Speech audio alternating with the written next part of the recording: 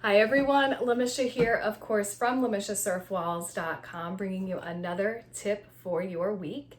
Today's tip is sort of a part two of last week's tip, and it really is about action, but it's about the kind of action that you and I probably want to be taking, the kind of action that feels more magical and feels better and more inspired because it is inspired action, right? Last week I talked about reaching for the apple, and those are those moments when you feel stuck, you feel stagnant, you're not really sure what to do, and so you do anything. You take that first step in, whatever the area of your life is that you want to see some change. You do what you know to do, you do what you can do, and you do something to engage with life, okay? That is a critical step. That is a critical moment for this action idea. But the kind of action that we typically want to take, and the kind of action that I talk about very often in my work, is inspired action. Now, for a lot of people, this whole word inspired gets confusing. How do I know it's inspired? How do I know that I'm supposed to be doing this thing? Is there a feeling? Is there a lightning bolt moment? Am I supposed to feel some spark, and am I supposed to just drop everything and go do that thing? And the answer is no, none of that typically happens. But here's how you can take more inspired action and understand what this really means for you, okay? So the way I look at it, the way it typically happens for me is I am, generally speaking, focused on my mindset work. I am really doing things that are creative, things that feed me, fuel my creativity, things that help me move along my path. So I'm reading different books, I'm focusing on where I want to be, I'm practicing that, and I'm really focused on the energy of what I want to experience, the feeling. I want to be happy and fulfilled, and I want to feel free, and I want to have a flexible life, and I want to have fun, right? And so I'm thinking about these things, and I'm constantly bringing my mind back to this through my mindset practice. Now, because of that, because I am practicing the feeling place of whatever I desire in my business, in my family life, in my personal life, what happens is there's a little bit of a connection that happens, and then I get an idea. Very often it comes when I am washing the dishes, or I am driving in the car going to pick up my son. Sometimes it happens when I'm listening to a podcast, but an idea comes to me in the form of, something I should do, something I should record and talk about, a program name or idea, something that is going to go in my book, like all kinds of things. It can be a statement, it can be a word, it can be an action, whatever it is, something comes in and it just makes sense, right? It's like a nudge. It just makes sense. Now, I use that word nudge very often, and I realize that not a lot of people understand what that means or what it feels like, right? And as I said, it's not this lightning bolt, oh my goodness, I have to do this right now or else feeling.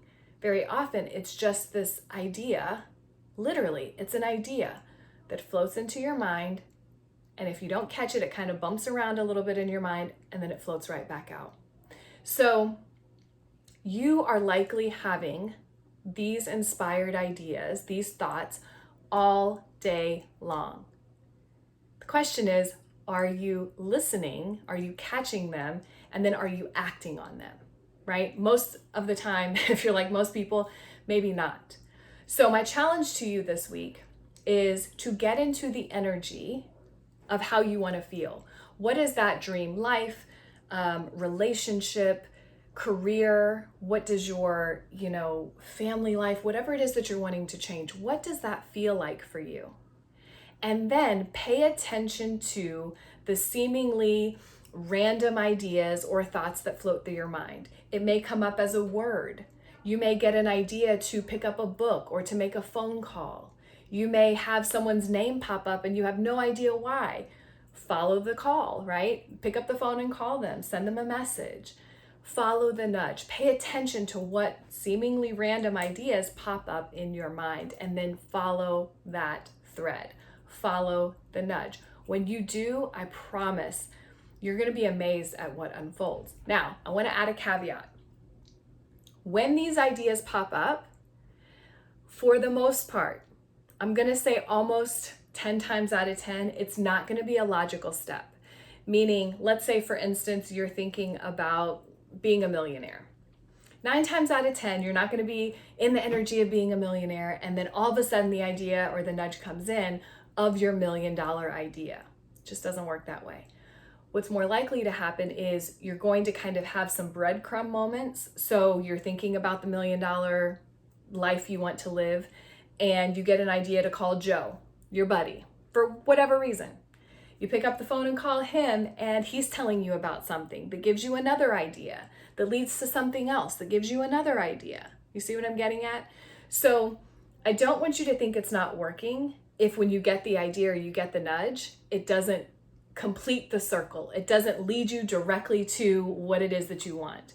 This is a process, this is a path, but that is what makes it so magical and so much fun as you connect these dots, okay? So I am interested in how these ideas show up for you. So I want you to commit this week to getting into the energy of what you want to create, and then pay attention to the ideas that come to you. What are the ideas? Don't question them, don't analyze them, follow the nudge and see what happens, okay? I hope that is helpful for you. That is one of the big questions that I get often about inspired action. It's how do I know what it is and what does it feel like, and all of this confusion around it. So 9 times out of 10, you're probably overthinking it. So don't analyze it, don't worry about it, take the action and see what happens, okay? I hope this was helpful for you. Again, this is sort of part 2 of the action idea. So if you missed last week's tip, go back and watch the tip titled Reach for the Apple, and it'll give you all the information about the other kind of action you can take. All right, guys, I hope you guys have a great rest of the week. As always, if you have questions about mindset or you have a topic that you'd like me to cover, feel free to send me a message, post a comment below this video and let me know. And of course, if you're interested in what mindset work can do for you, or you're interested in what I do as a coach, feel free to reach out and let's book a chat and see if we are a good fit to work together. In the meantime, I hope you guys have a great week and I will chat with you soon. Bye.